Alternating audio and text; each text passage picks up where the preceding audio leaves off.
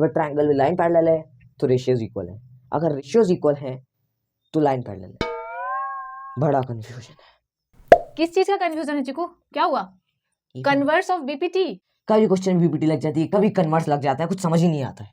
सबसे पहले हम समझते हैं कन्वर्स बीपीटी, तब तुम्हें समझ आएगा कि किस क्वेश्चन में बीपीटी लगना है और किस में कन्वर्स, और कैसे करना है उसके क्वेश्चन। तो देखो चिकू, जैसे कि तुम जानते हो कि किसी भी ट्रायंगल में बीपीटी क्या कहती है कि अगर कोई लाइन बेस के पैरेलल खींची जाती है तो अदर टू साइड्स को इक्वल रेशियो में डिवाइड करती है। अब हम इसका उल्टा समझ रहे हैं, हम इसका उल्टा पढ़ने जा रहे हैं, और इसका कन्वर्स कहता है कि अगर किसी भी ट्रायंगल में एक ऐसी लाइन है जो कि अदर टू साइड को इक्वल रेशियो में डिवाइड करती है तो फिर वो थर्ड साइड के पैरेलल होगी। मतलब रेशियोज अगर इक्वल है तो हमें प्रूफ करना है कि ये लाइन पैरेलल होगी। तो सबसे पहले हम इसका ऑफिशियल स्टेटमेंट देख लेते हैं। What is the official statement? If a line divides two sides of a triangle in same ratio, if a line divides two sides of a triangle in same ratio, the line is parallel to the third side of the triangle, then this line is parallel to the third side। यानी हमें D is parallel to BC बताना है। तो चिकू इस theorem को चलिए हम proof करते हैं। तो सबसे पहले हम लोग लिखेंगे, हमें यहाँ पे गिवन क्या है? गिवन है triangle ABC in which AD upon DB equal to A upon EC। तो ये गिवन हो गया, और हमें प्रूफ क्या करना है? To prove DE is parallel to BC। तो चिकू इस थ्योरम को हम लोग कॉन्ट्राडिक्शन मेथड से प्रूव करते हैं।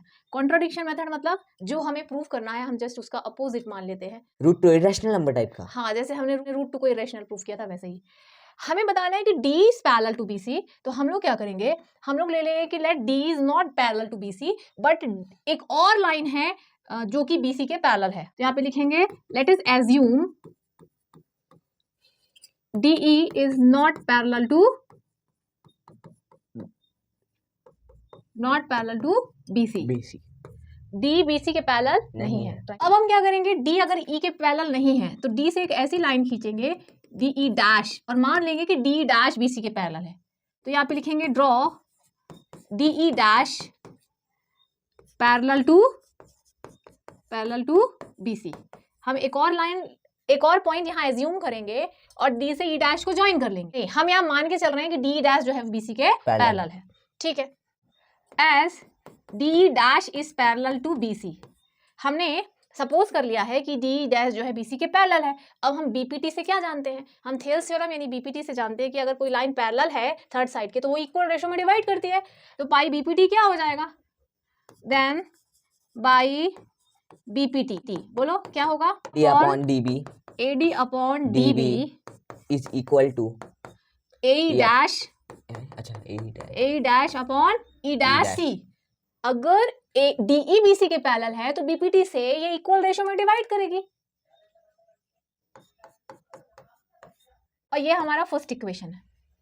ठीक है, बट अब हमें एक और चीज दी हुई है क्वेश्चन में कि भाई AD अपॉन DB किसके इक्वल है? AD upon DB is equal to A upon EC, है ना? Equation number 2। अब ध्यान से देखो कि AD upon DB is equal to AE dash upon E dash C and AD upon DB equal to AE upon EC। ये दोनों equal है, तो हम यहाँ पे लिखेंगे from equation 1 and 2। Left hand side equal है तो राइट हैंड साइड भी इक्वल होंगे। तो सीधे लिख दो A dash upon E dash C is equal to A upon EC। ठीक है, अब दोनों साइड हम लोग 1 ऐड कर दें। On adding 1 both the sides, A dash upon E dash C plus 1 is equal to A upon EC plus 1।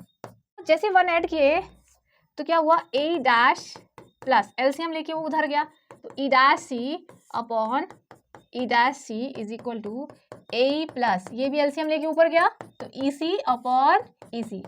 अब जी को इस डायग्राम में देख के बताओ कि A dash upon E dash C क्या है? A dash upon E dash C किसके इक्वल है? AC के इक्वल है। ये आ गया AC अपॉन यहाँ पे क्या लिखा है? E dash C। और इधर देख के बताओ AE प्लस EC क्या है? AE प्लस EC क्या है? AC के ये भी AC है अपॉन EC। अब दोनों साइड से AC कैंसिल तो 1 upon E dash C is equal to 1 upon EC। अब दोनों साइड उल्टा कर दो, रिवर्स कर दो तो क्या आ जाएगा? E dash C is equal to EC। यानी कि E dash C is equal to EC का क्या मतलब है? मतलब ये है कि दो अलग अलग पॉइंट है ही नहीं, ई और ई डैश सेम सेम है, है। तो अगर कोई लाइन बीसी के पैरेलल है तो वो सिर्फ डीई है, क्योंकि ई डैश और ई सेम है। तो यहाँ पे हम लिखेंगे therefore E dash and E coincides, यानी कि ई डैश और ई दोनों सेम पॉइंट है। और हम तो डी डैश को पैरेलल बीसी के मान लिए थे, तो इसका मतलब डी डैश नहीं, कौन पैरेलल है बीसी के? डीई। डी इज पैरेलल है, तो यहाँ से प्रूफ होता है hence DE is parallel to BC. BC. तो डी बीसी के पैरेलल है, ऐसा प्रूव हो जाता हेंस है। प्रूव्ड। Hence proved.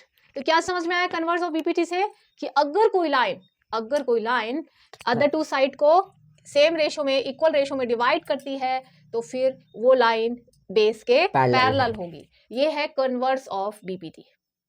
अभी जो थ्योरम हमने प्रूव किया है उसका एक एग्जांपल देखते हैं। यहाँ पे जो ट्राइंगल एबीसी है वहां पे तुम ध्यान से देखो, डी एक लाइन है, एडी की वैल्यू क्या है 5, डी की क्या है 2, ए की क्या है 10 और ईसी की क्या है 4। तो अगर हम ध्यान दें एडी अपॉन डीबी की वैल्यू कितनी है 5/2 है, यानी कि 2.5 है। और अगर ए अपॉन ईसी की वैल्यू निकालें, तो ये होगा 10/4, यानी ये भी हो जाएगा 2.5, यानी कि ई लाइन अदर टू साइड्स को इक्वल रेशियो में डिवाइड कर रही है। बाय कन्वर्स ऑफ बीपीटी ऐसी लाइन जो अदर टू साइड्स को सेम रेशियो में डिवाइड करती है वो लाइन बेस के पैरेलल होती है। तो हेंस प्रूव कि DE is parallel to BC. ऐसे हमें अप्लाई करना है बीपीटी को। ठीक है, बहुत ही आसान है। यस।